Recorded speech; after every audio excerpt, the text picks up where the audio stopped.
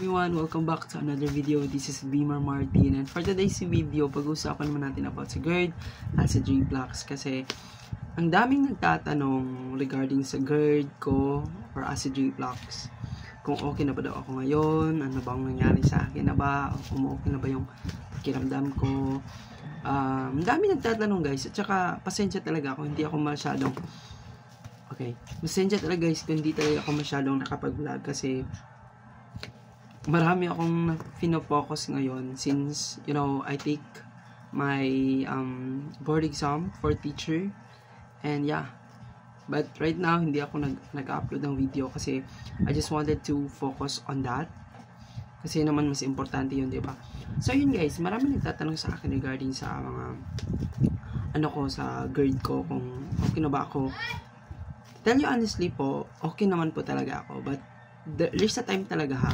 Ganito kasi yun, okay naman yung pakiramdam ko. Pero may time talaga na kapag yung, like, hindi ako nakakain ng maayos, or yung pasado sa kain, hindi tamang pagkain sa oras. Minsan, nagdighay ako. Yung parang magdighay ka, burp ka ng burp. Pero, sa time na kakain na ako, nawawala naman siya. And then, isa sa mga na-realize ko talaga when it comes sa mga bara sa lalamunan, isa dapat sa huwag nyong gagawin is yung nagpapagutom kayo. Promise. Ang style ko kasi, every morning nag-warm water ako, and then pagka breakfast kumain ako, pero hindi masyadong marami. Pero in every 2 hours, gap nun 2 hours, kakain ako. Kahit konti, kakain ako, kahit hindi masyadong malaki naman or maraming pagkain. Basta may pagkain ako. Kasi doon ko na-realize na parang hindi umatake yung acid ko. Na-try nyo po yan guys. Comment down below kung na-try nyo. At saka guys, isa din sa na-realize ko is effective talaga yung mga yung mga alugbati at saka okra. Kasi 'di ba sabi ko sa mga previous vlog ko about sa okra at saka sa alugbati is very effective talaga sila guys, kasi nalalasen yung gas sa tiyan ko. Tsaka hindi na ako masyado nagbaburp. And then, yun talaga guys, ang dapat nating iwasan kapag may GERD ka, para hindi ka magdigay ng digay. Alam ko naman na marami tayong mga cases na yung iba, tagal na, burp pa rin sila ng burp, hindi pa rin nawawala. But guys, ang dapat nyo talagang gagawin is, huwag kayong mapapagutom. Drink more water talaga kasi maganda talaga yun sa atin. At saka, iwasan yung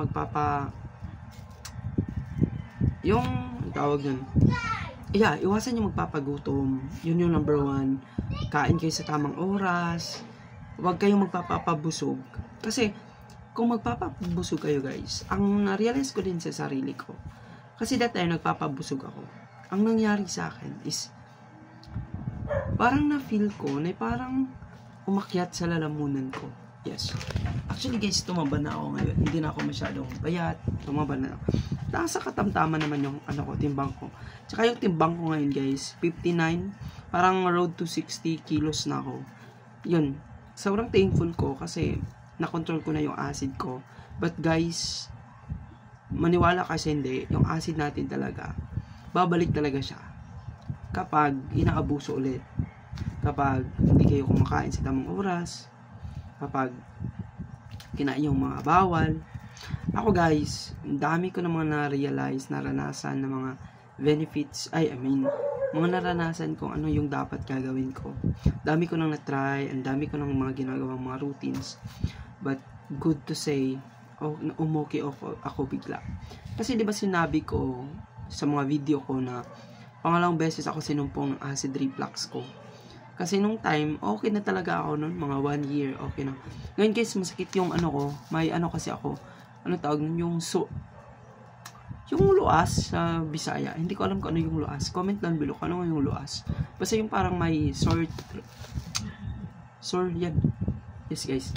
So, ang dapat nyo talagang gagawin, 3 tips lang talaga, importante yan. Kain kayo sa oras, tamang oras. Huwag kayong magpapagutom. Tsaka, iwasan yung mga bawal. Ako guys, hindi ako uminom ng kape, coke, yung mga acidic fruits, acidic na pagkain, tsaka yung mga soft drinks, mga acidic, carbonated, iwas talaga ako. More on water talaga ako ngayon. Tsaka more on sa mga prutas naman guys, pwede kayo sa mangga, ganon. Pwede kayo sa apple, watermelon, pero bawal kayo sa mga oranges. Mga orange, bawal kayo sa pinya. I don't like pinya. Hindi ako yang sa pinya. Saging, pwede sa atin saging. Huwag kayong magpapabuso guys, kasi ang hirap talagang magkasakit guys, na wala ka ring pera, diba? Hindi ka pwedeng mag-rely sa parents mo. So, ako ngayon kasi nag-review ako, and then of course, prone ako sa stress. Kaya, ano tawag dun? Na-minimize ko yung mga do's and don't ko when it comes sa pagre-review ko. So, ang nakita lang tulong guys sa water. Actually, yung water ko talaga. Bumalik na ako sa tubig na itong tubig. Yan.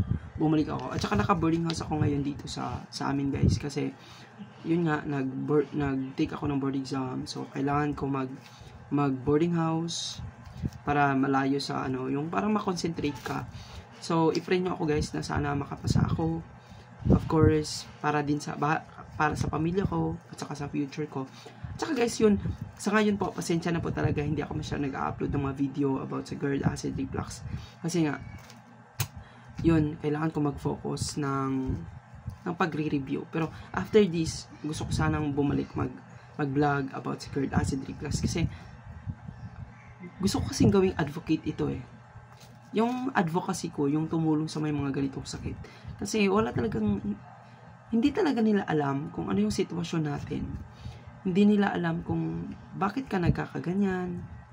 Parang OA mo, parang ganun. Na-feel nyo yun guys. Yung may mga tao talaga na hindi nila alam kung OA pala, parang OA ka lang daw, ganun. Diba? So yun guys. Diba? So ayun yung dapat gagawin nyo. Pasensya guys kasi kumain ako kanina ng mangga. So yun guys, ang dapat nyo lang gagawin ha. Yun, yung sinasabi ko, huwag kayo talagang kakain ng mga bawal. Iwas kayo sa mga pagkain na alam nyo na, diba? Alam ko naman, nagsisearch kayo, nag-google kayo ano yung mga bawal. Basta guys, huwag kayong magpapakabusog. Kain kayo ng kain sa tamang oras, at saka iwasan talaga magpapabusog. Drink more water, mag-vitamins kayo para medyo gumaling kayo. And then of course guys, ano pa ba? Kain kayo ng mga gulay guys. Iwasan nyo yung mga fatty foods, mga malalansa, yung mga matataba, malalaswa ng pagkain. Please, focus muna kayo sa mga madali maano sa tiyan nyo. Kasi guys, at saka guys, wait lang, naisip ko din na isa din sa factor ba't may mga sakit tayo sa tiyan is dahil sa blood type natin, di ba? Yung blood type ko kasi O+. At saka guys, nakita ko na yung O+ pala na blood type is prone pala sa mga acidity, ulcer, sa mga sakit sa tiyan. So kung ikaw ay type O+, so mag-expect ka na talaga na may diferensya ka sa tiyan. Hindi man lang ulcer, hyperacidity or acidity, acid reflux or GERD. Pero guys, please, if ever hindi nyo pa naranasan yung GERD or acid reflux, hanggang ngayon iwasan nyo po talaga, kasi pag may GERD ka na, you have to control your food to intake. You have to control your food na ini-intake nyo.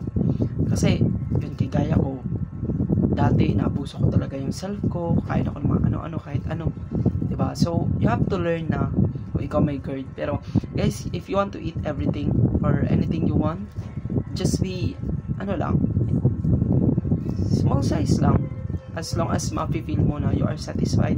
Pero yung sobra na guys, please stop nyo na. So yun nga guys, isa sa factor talaga is O+ kung may GERD or acid reflux. So If you want to know more about, guys, please don't forget to subscribe and click the notification bell para lagi ka updated sa next video ko. So sa next video ko, guys, hindi ko sure kung kailan ako mag-upload ng video. Gusto ko sanang mag-upload ako for foods na for GERD and acid reflux para naman maraming makakaalam na ito pala yung dapat gagawin. So hanggang dito na lang, guys. Salamat kasi magre-review pa ako. Thank you for watching. Bye bye.